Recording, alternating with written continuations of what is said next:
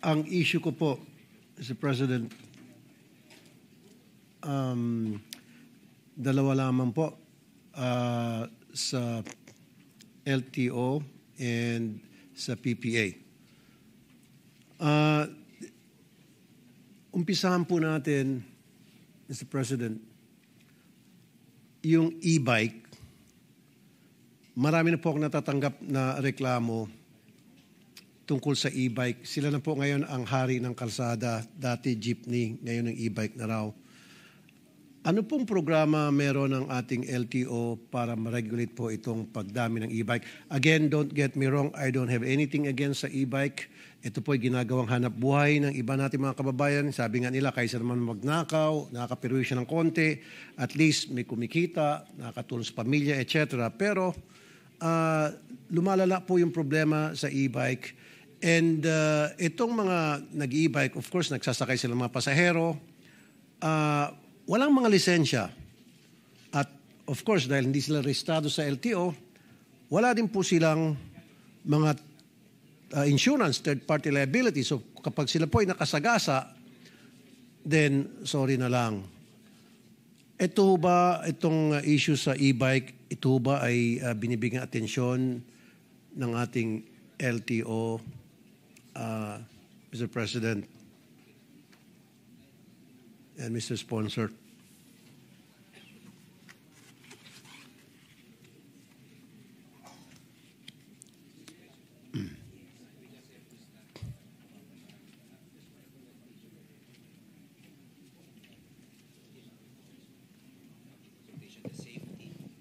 Ayan o, may video tayo.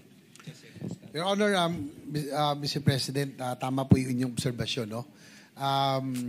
Ako rin po nakikita natin yung mga e-bikes, no? Kung saan-saan. But there was a memorandum circular issued by then Secretary Bautista requiring. LTO issued the MC. Ay, ang LTO pala ang nag-issue ng MC. For registration of the e-bikes. At saka yung mga lisensya ng magdadrive nito. But now they are but it was suspended by Secretary Bautista back then. But now, according to Secretary Lopez, pag-aaralan po nila, no, they will have public consultations regarding the, of course, yung safety, yung registrability, and the issuance of license, no? Para po dito sa mga e-bikes na ito. Tama po kayo. Medyo nakakatakot din po dahil magaan po sila. As of now, bawal po sila dapat sa mga main thoroughfares. So, ang kailangan nila paigtingin yung enforcement, Your Honor. Pero nakikita pa rin sila sa mga main thoroughfare, Mr. President. Nakikita, in fact, coming here from my residence, binilang ko yung e-bike na nadaanan ko, siguro may mga 50. Very prominent na sila ngayon. Kumbaga, natabunan nila yung tricycle. Ang concern ko rin, itong mga tricycle drivers natin, tricycle operator, dumaan sa butas ng karayman halos kasi paparehisto sila ng tricycle nila, kukuha sila ng prangkisa, tapos magme-member sila ng TODA, kailangan meron silang insurance, tapos kailangan may driver's license sila and all. Samantala itong mga e-bike na mga operator, nada. Bibili silang e-bike, after that, pasada na sila, game na. So, nababawasan din ang kita nito mga legit na tricycle operators and drivers. Mr. President.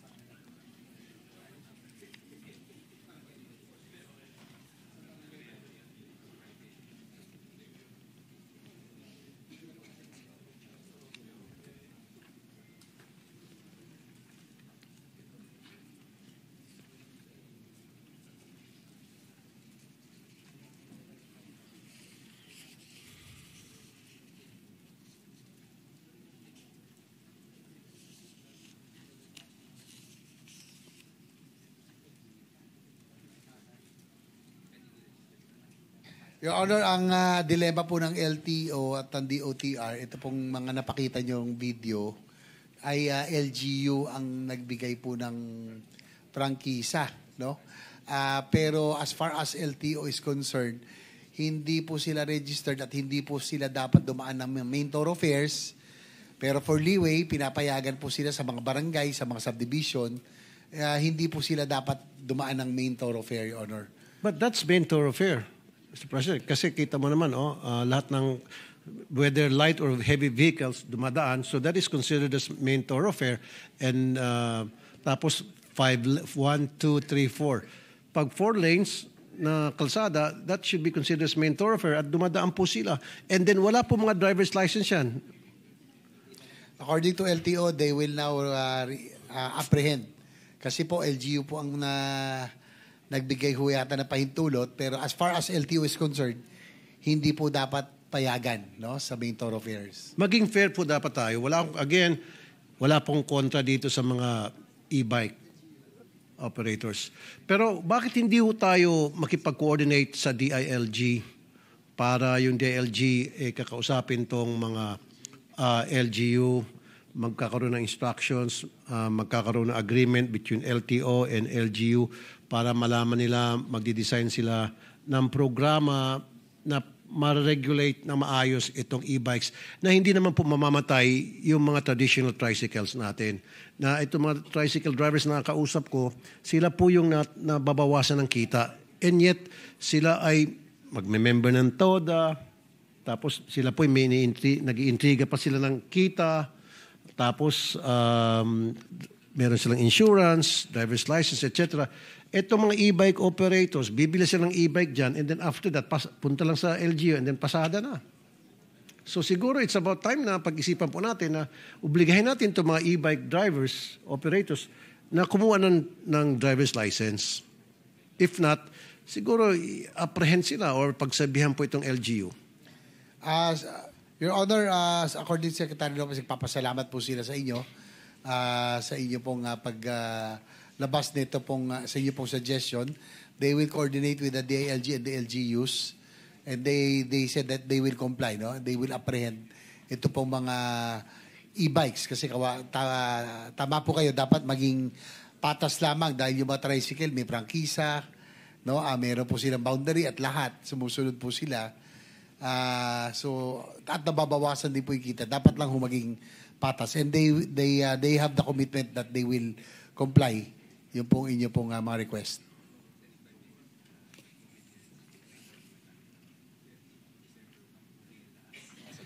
Nag-commit po ang ating bagong LTO head, si Asica Lacanilaw, that by December 1, huhulihin na po lahat po ng mga e-trikes na nasa kalye. Ayan, kayo mga e-bike, e-trikes, December 1, wag na muna kayo mamasada. Hindi, maging parehas na kayo. Kasi syempre, mahal ko rin mga tricycle drivers. Lumalapit din sila sa atin. Again, sabi ko ang kanina, itong mga tricycle drivers natin, matagal ng panahon, nagsiservisyo, kukuha muna sila ng prangkisa, tapos mag-register sa LTO para sa lisensya, at magbibigay ng boundary. So, ang dami nilang ginagawa, no? Kukuha ng insurance, third-party liability. Hindi basta-basta maging member pa ng TODA, samantalang itong e-bike o e-trikes, wala talaga eh. Tapos ngayon, pag nagka-disgrasya o gumawa ng violation, paano sila issuehan ng citation o ticket for traffic violation? Okay, matanong ko lang, ngayon kasi December 1st, yung mga in the past and then in the coming days until December 1st, pag nagkaroon ng violation ang isang e-bike driver, sino ang magtitiket sa kanila at ano ang ticket na matatanggap nila? Wala naman silang driver's license, karamihan sa kanila. So ano ipapakita nila doon sa apprehending officer? Your Honor, according to LTO and the DOTR, automatic impound na. Kasi po, yung nakikikwenta nyo, dilema po talaga eh. Minsan, hindi talaga sila lisensyado. Minsan, mga nanay-nanay pa ho nagdadrive. May mga kasamang mga anak na delikado, very light. So, yun po ang sabi ng LTO from now on. Talagang dapat ho, pag nasa main thoroughfare especially, talagang automatic impound na po nila. Yun. Again, ulitin ko, wala akong problema doon sa e-bike o e-trike. Siguro sa loob ng subdivision, why not? Pero once na humalo ka na doon sa mga regular traffic, meaning sa mga kalsada na nandun yung mga heavy, light, and medium vehicles, dapat wag na silang pumunta doon. So starting December 1, ito'y para malaman ng lahat ng mga e-bike operator o driver o e-trike, whatever you call them. Then by December 1, wag na. Tama po. Wag na Basta kayo po, main thoroughfares, bawal na po talaga sila. Dahil siguro bibigyan natin ng leeway sa barangay o kaya sa mga subdivisions. Pero sa main thoroughfare ay talagang hindi na po sila papayagan. So siguro ang LTO ay magbibigay ng notice sa LGUs through DILG para ipaalam, para hindi na natin magugulat. Baka magulat na naman itong mga e-trike o e-bikes operators o drivers. Teka muna, pinanghuli kami, hindi namin alam yan. Yes, Your Honor. Secretary Lopez said that they will comply by tomorrow. They will write the DILG and also inform the LGUs. Okay. Gusto ko lang malaman, so after December 1, anong sunod na mangyari? Kawawa din naman itong mga bumili, nag-invest sa e-trike. So ano yung programa meron ang LTO for this group of transport operators?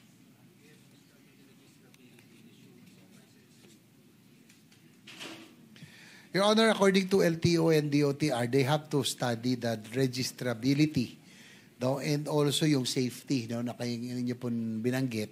They will need to evaluate, magpa-public consultation sila if this will really be allowed. Kasi nga po, nakita natin yung inyo pong mga video, nakakatakot po, no, napakagaan.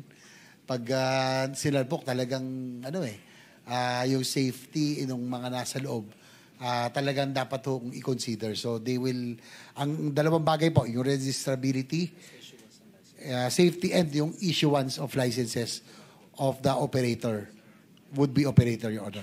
And of course, insurance siguro din. And probably insurance. Sige po, isasama na po natin. Maybe I'll pass a legislation pertaining to the issue on this group of transport operators. Ito mga e-bikes, kasama na dyan yung mga habal-habal para magkaroon ng strict regulation. Papayagan natin sila pero strictly regulated. Para na sa gayon, magkaroon ng safety nga sa kalsada at maging patas sa lahat. Tama po. Sumasang-ayon naman ng ating DOTR family. Kasi sa ngayon, dati di ba pag sinabi mong jeepney, ang king of the road, jeepney driver, ngayon ang king of the road, e-bikes na. May bagong hari na sa daan. Anyway, that's good news na starting December 1, may gagawin move ang LTO para dito sa mga e-bike operators. Pero kailangan po natin din sila maimpormahan.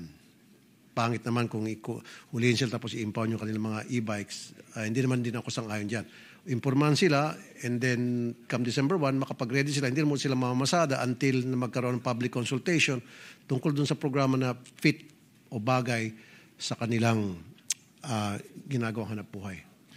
Yes, according to our secretary, by December 1, mag-i-info drive muna sila. Mag-iikot.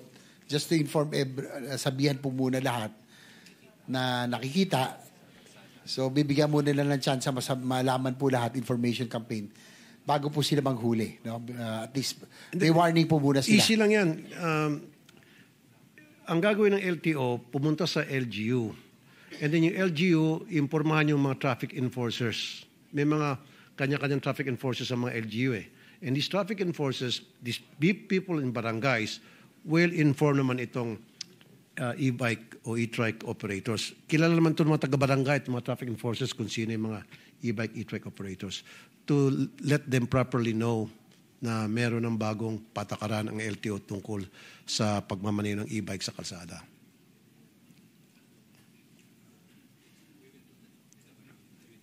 Yes, I honor Secretary Lopez that they will really coordinate with the LGUs as well, aside from the DILG.